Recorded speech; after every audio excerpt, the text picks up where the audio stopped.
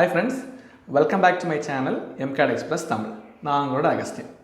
இன்னைக்கு நம்ம சேனல்ல என்ன வீடியோ பார்க்க போறோம் அப்படினா நம்ம AutoCadல ஆப்ஜெக்ட்ஸை எப்படியெல்லாம் செலக்ட் பண்ணாங்க பார்க்க போறோம். ஆக்சுவலி இது ரொம்ப சிம்பிள் மெத்தட் தான்.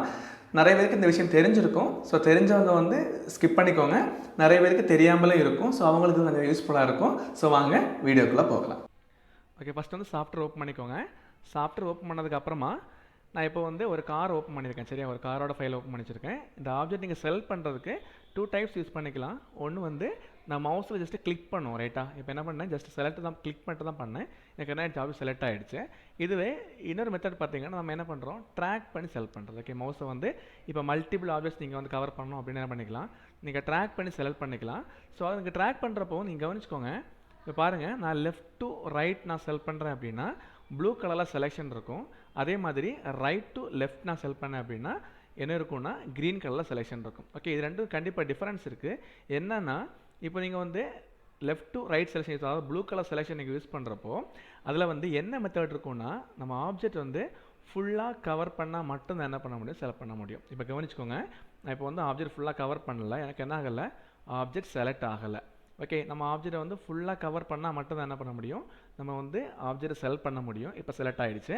இதே இது க்ரீன் கலர் மெத்தட், அதாவது நம்ம வந்து ரைட் டு லெஃப்ட் போனோம் அப்படின்னா என்ன பண்ணிக்கலாம், ஜஸ்ட் நீங்கள் ஆப்ஜெக்டில் டச் ஆனாலே போதும், எனக்கு என்ன ஆகிடுச்சு, ஆப்ஜெக்ட் வந்து செலக்ட் ஆகிடுச்சு.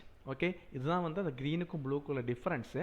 ஓகே, இதுலேயும் இன்னொரு மெத்தட் இருக்குது. என்னென்னா நம்ம வந்து ஜஸ்ட்டு மவுஸை கிளிக் பண்ணிவிட்டு நெக்ஸ்ட் மவுஸை கிளிக் பண்ணுறதை விட்டு நீங்கள் ஜஸ்ட் அப்படியே ட்ராக் பண்ணிங்கன்னா ரெக்டாங்குலர் ஷேப்பில் ப்ராப்பராக வரும்.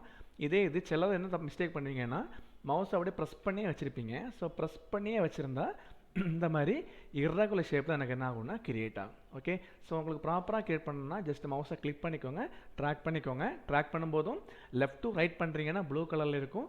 ப்ளூ கலர்னால் ஆப்ஜெக்ட் ஃபுல்லாக கவர் ஆகணும். இதே இது ரைட் டு லெஃப்ட் பண்ணுறப்போ வந்து என்ன பண்ண தேவையில்லை, நீங்கள் வந்து ஃபுல்லாக கவர் பண்ண தேவை கிடையாது. ஜஸ்ட் நீங்கள் டச் பண்ணாலே போதும், எனக்கு என்ன ஆயிடும், ஆப்ஜெக்ட் செலக்ட் ஆயிடும். ஓகே ஃப்ரெண்ட்ஸ், இந்த வீடியோ உங்களுக்கு யூஸ்ஃபுல்லாக இருக்குன்னு நம்புகிறேன். இந்த வீடியோ உங்களுக்கு பிடிச்சிச்சுன்னா லைக் பண்ணுங்கள், கமெண்ட் பண்ணுங்கள், உங்கள் ஃப்ரெண்ட்ஸ் கூட ஷேர் பண்ணுங்கள்.